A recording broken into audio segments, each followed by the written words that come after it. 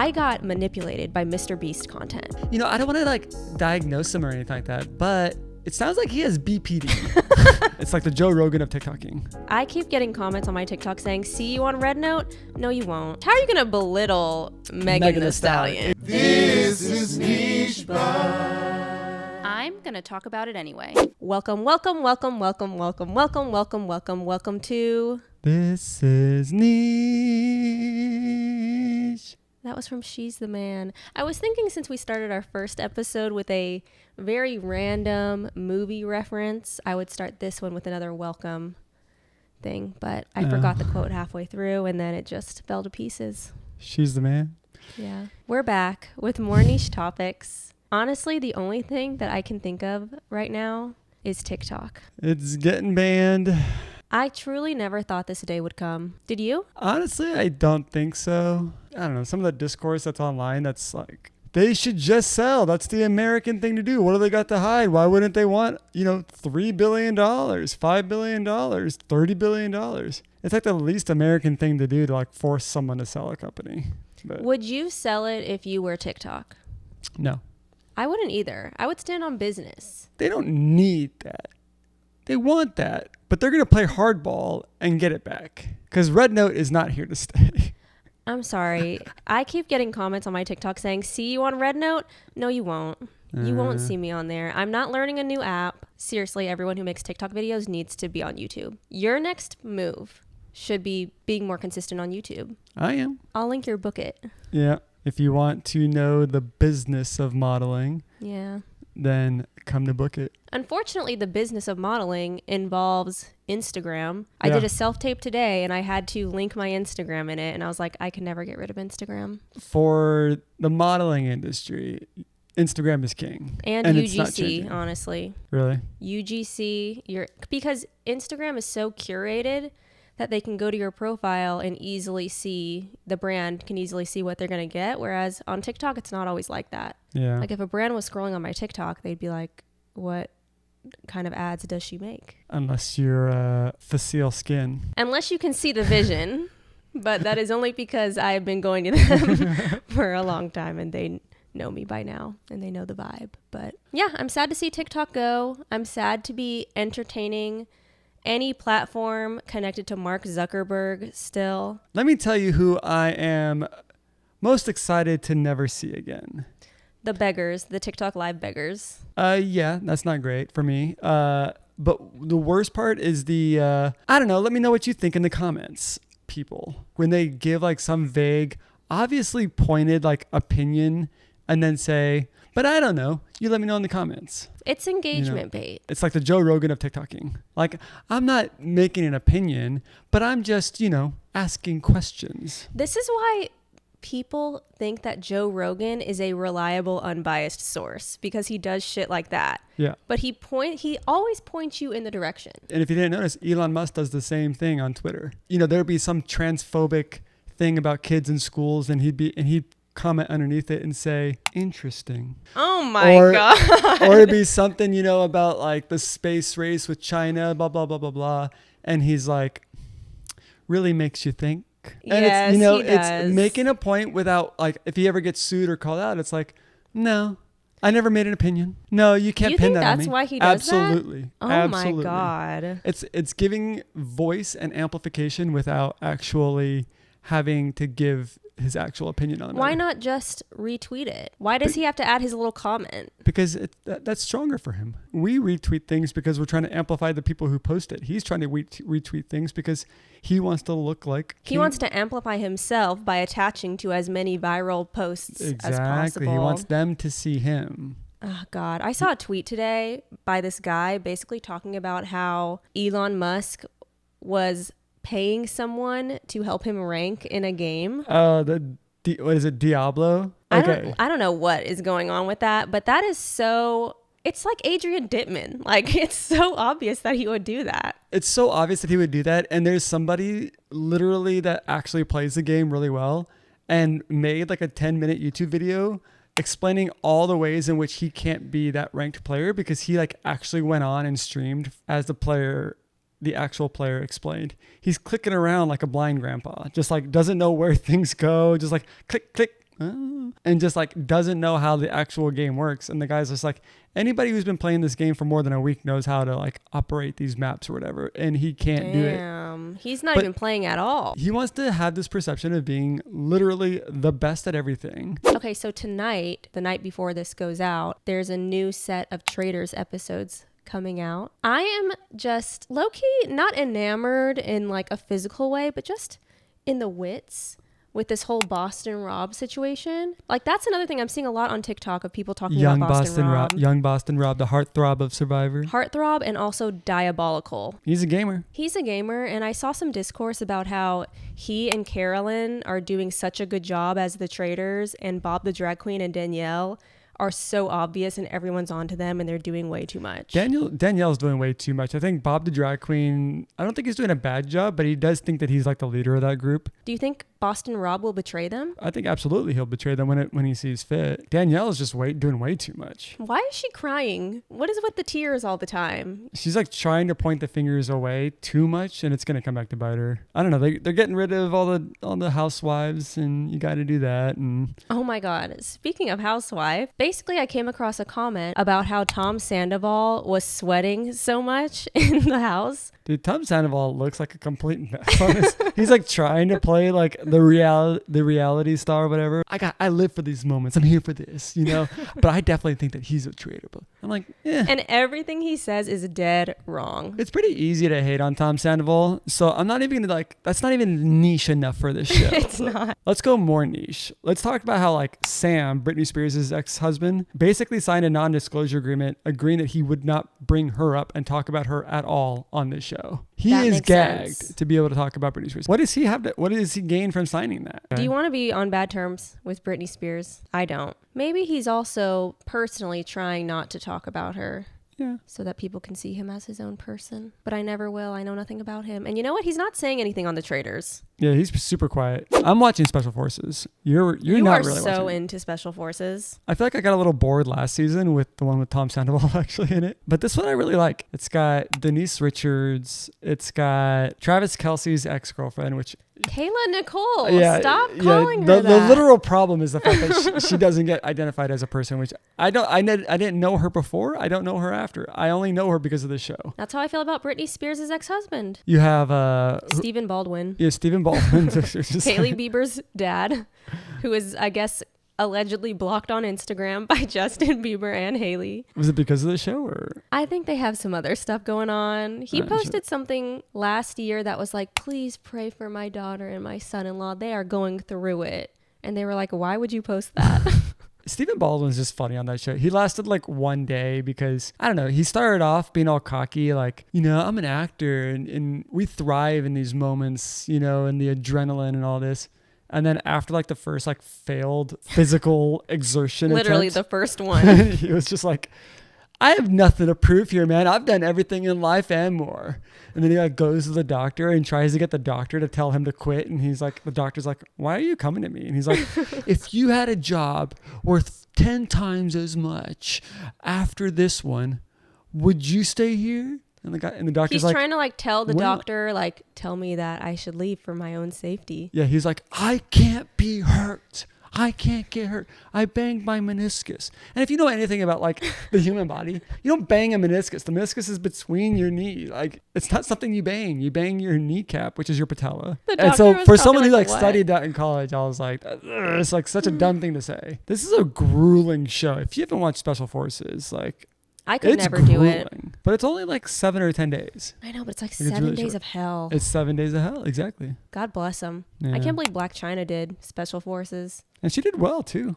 I know. It's cool. It's cool to see like, you know, the athletes, like the Olympians and the Super Bowl champions. Cam Newton's on it. The athletes do well. Yeah. I always just think of Cam Newton's interview with Shannon Sharp, where he's talking about how he can't not cheat. So he has to cheat. It's like, it's part of who he is as a person.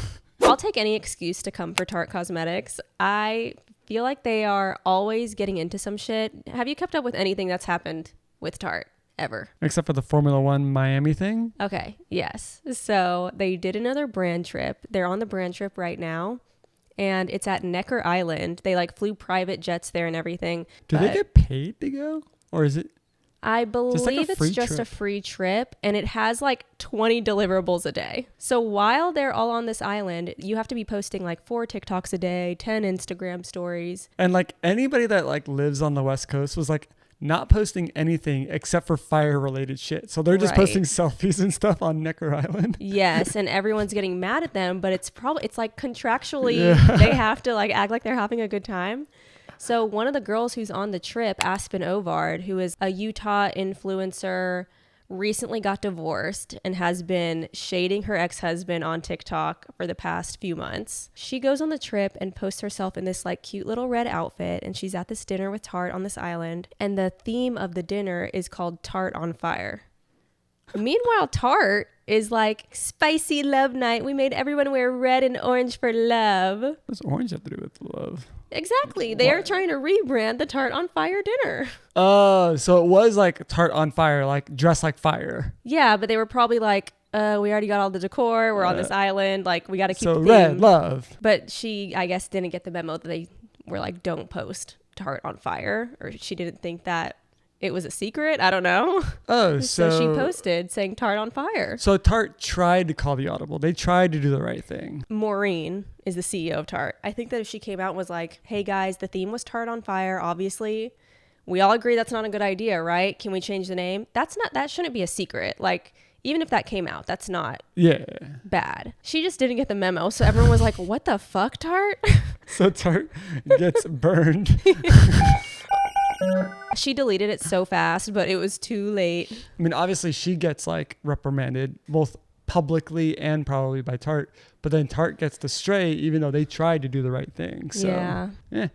That's what you get, Tarte. Honestly, Tarte can catch whatever stray they need to catch. Speaking of Tarte, you just got a new follow on TikTok before the ban. Oh my God, I did. Why Speaking is this of happening Tarte. to me now? Jackie Aina followed me on TikTok. That's very sweet. Jackie Aina is like one of my favorite content creators of all time. She doing YouTube was what made me start my own YouTube channel. I tried to start a beauty YouTube channel in 2013 because I saw Jackie Aina on there and I was like, oh my God, wait, I can do that. Because there weren't really a ton of like black beauty creators at the time. And I've just been following her ever since, and she followed me back a few days before the TikTok ban. Following someone on TikTok right now is kind of like waving at someone as they're driving off a cliff. No, it's like seeing someone driving kind of slowly towards a cliff and being like, I'll jump in the car with you. I'll just ride with you till the end. I love it. Yeah, I'm still following people on TikTok. I'm like delusional. I just, for some reason, I can't wrap my mind around the fact that it's going to happen. I think it gets banned and then it comes back. But do we lose all of our profiles and have to start over? No, because that's still saved on the server. Even if they shut the servers down? Even if you turn a computer off, you don't lose everything. Okay, I hope so. Even if I do, I have every single video I've ever posted because when I was getting banned a few months back, I paid this service like $5 to download all of my TikTok data for me. I'm pretty sure I could have just done that through TikTok, but In like good quality? good quality, no watermark, just like fresh. Yes. Maybe I should do that. Just so I can post it to YouTube Shorts. Yeah, that's what I was thinking. I was like, I gotta save these. So I do have some sports news. That is what you Sports bring me news here or for. sports tea? Sports tea, really? Yeah, it's not news. Okay, good. Because we don't care about sports news. We want to hear the tea. Okay, so what if I told you that there's a C-list celebrity beefing with an A-list celebrity over a basketball player?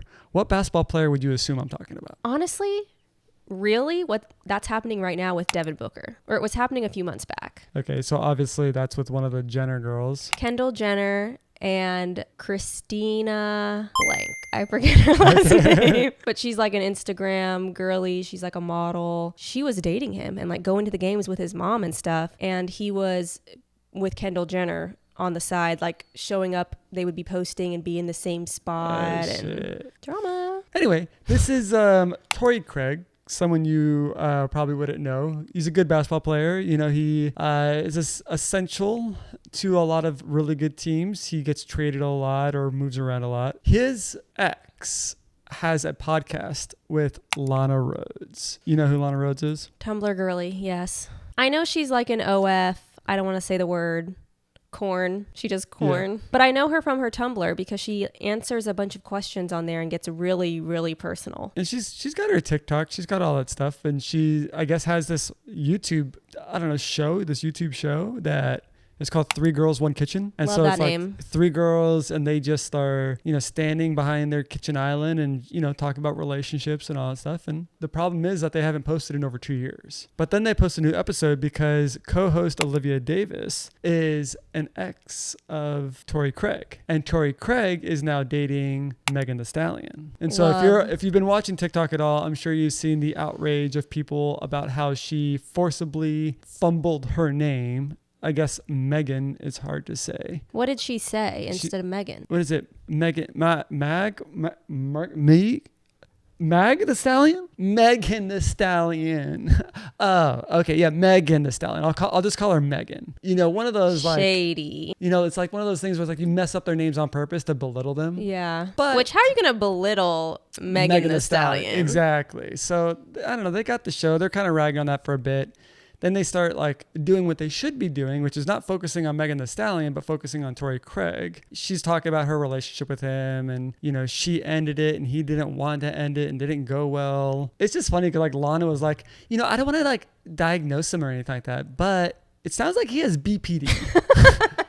Yeah, he did this and this and this. Oh yeah, BPD behavior. I'm just like, bruh, can we just like not diagnose people? Oh my God. People with BPD actually have a lot of trouble in relationships. Brooke Schofield has come out and said that she has BPD and she's had a lot of relationship drama that she's talked about. Makes you very overly attached and mood swingy. And I believe that an NBA player treated her poorly. I mean, it's kind of their MO. I don't doubt that at all. But the diagnosing is a little rude. Right, but then the real fallout, which is because this was posted, I think, a couple of months ago. And now Lana comes out and is like, she didn't mean it like that. She wasn't fumbling her name on purpose. English isn't her first language. And then someone like ambushed her like outside of like a CVS or something like that. It was outside of the West Hollywood Whole Foods by the Sammy's camera. I saw it. And I was like, oh, by the old Kmart. Rest in peace. And it was just like, so do you have anything to say? She's like, well, I'm trying to be quiet. There's a big fire and everything going on. I'm like, okay, cool. Like, good answer.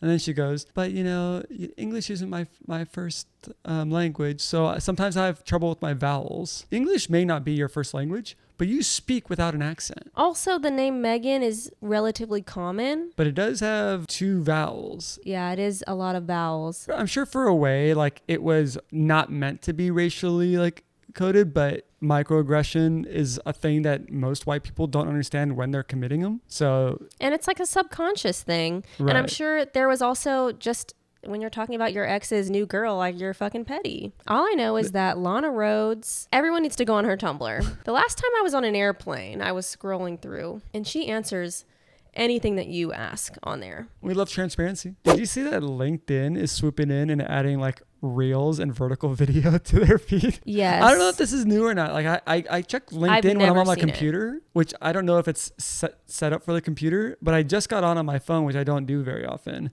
And there was like a video scroll feed. I feel like they should have done this a really long time ago. Maybe so. I don't think it's a bad idea for them to do it. I think they just like, they're not going to have the young boppy Gen Zers on there. They're going to have Ty Lopez. I feel like we're going to be seeing a lot of those like Forex guys. I used to be broke.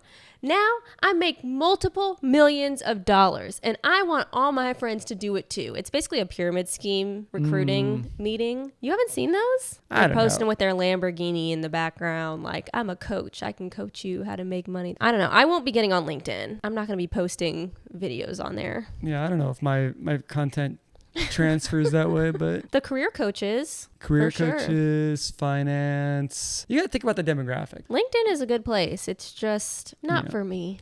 Not socially. For entertainment. It might be good for my feed. Teach me how to lay a brick pathway in front of a house. Oh, you think they're going to be doing that on there? Maybe. Maybe SB Mowing will be on there. I'm sure SB Mowing is hitting it hard. He's pounding the pavement. There's an SB Mowing copycat guy. And I say that because I literally hate his content. Why? With all of my being. Because he does what SB Mowing does, but he does it in a way that's like the bait and switch hook text that gets you to watch it, but then it never actually comes true. So he's like, this homeowner sued me because their HOA got mad at them for the paint color we chose. So he goes through the whole story. Then at the end, it's like, he got mad because the HOA gave him a fee and he was going to sue me to get me to pay the fee. But after I spoke with them and let them know, remember our discussion before this job where I told you that the HOA had to clear it before I would do it. Then he decided that, yeah, I won't sue you. And then everything was okay. This is like too long of a fucking narrative.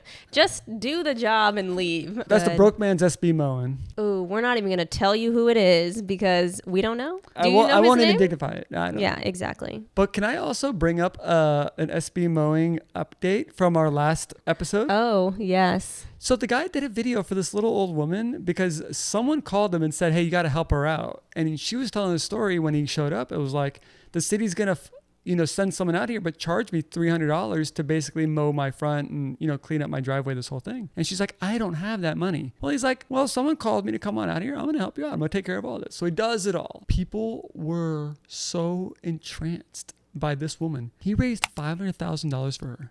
Like, we're going to put in a new balcony. We're going to redo your driveway. We're going to set this all up so that you're more comfortable. And people were so touched by your story that they wanted to help you out. Oh my God. I can't lie. I love those videos. I got manipulated by Mr. Beast content back in the day because he used to be that he used to do stuff like that, like giving some random family in Walmart $2,000 or whatever. That's so sweet. Honestly, I fall for that. Yeah. Aww. That Trumper does some good stuff. We don't know if he's a Trumper. Maybe his audience is Trumpers. Maybe that. And he's Maybe just he's profiting, catering to which is that. fine. For our niche Lord of the Week, there is only one person, really two, that this title belongs to. Spencer Pratt and Heidi Montag. Yeah. Formerly known as Heidi Pratt, but she changed it because the SEO wasn't good. They are hustlers. They've always been since the very beginning, and they lost their house in the Pacific Palisades fire, and Spencer Pratt is going hard in the paint for Heidi Montag's music career. He changed his bio to like married to pop superstar. Number one on Apple Music in 13 countries. Because he was saying on a TMZ article that he spent all of the money that they made on The Hills to make Heidi a pop star. Like, they spent all that money on producers, photographers, a music video, and all of that. And so he's just going with it, and they're trying to make it work. And you know what? I support it 100%. You think about probably the worst thing that's going to happen to your life, and to have the wherewithal to basically make content, both serious content, but also kind of like funny content. Like, he's really taking the opportunity, bringing awareness, talking about the situation, letting people in, and he's going to profit from it. Good for him. I pray that even if TikTok gets banned, he gets his earnings from January next month, because that is not going to get paid out till February 15th. He got like 1 million followers or something? Last time I checked, he was at 1.8 million. And I love that he's just shameless about it. Like, look, y'all, here's the situation. Stream this song now. Yeah. And we're all just like, okay. I have always loved Spencer and Heidi. Everyone hated on them on The Hills, obviously, because he was the villain and she was just following along with him. And even afterwards, I feel like the narrative about them was like, they're so desperate. They're so sleazy. They'll do anything for attention. And now they have fully leaned into that. And we're all just right. like, yes, give them attention. I'm like reposting his stuff, like, stream it now. He's so funny and they're just very entertaining. So stream I'll Do It by Heidi Montag. On Spotify specifically, he got a text from his manager or something saying that they don't have enough streams on Spotify to chart. It's honestly such a good song too. Niche Lord of the Week. We love you, Spencer and Heidi. And with that, I guess we'll just close this out. Subscribe to my YouTube channel if you like This Is Niche. If you like internet history, reality TV, pop culture, I will be here. I might be on TikTok. We'll see. If I am, it is linked below. As well as Will's socials. You can watch his YouTube videos and his TikToks. Book him on Instagram if you need photos. And I guess we will see you in a couple of weeks for the next niche. Where are we going to get our niche content when TikTok gets banned? It's going to be harder to find niche content. But It's going to be tough. Yeah. Reddit, I guess. Reddit's the closest for sure. Bye. Bye.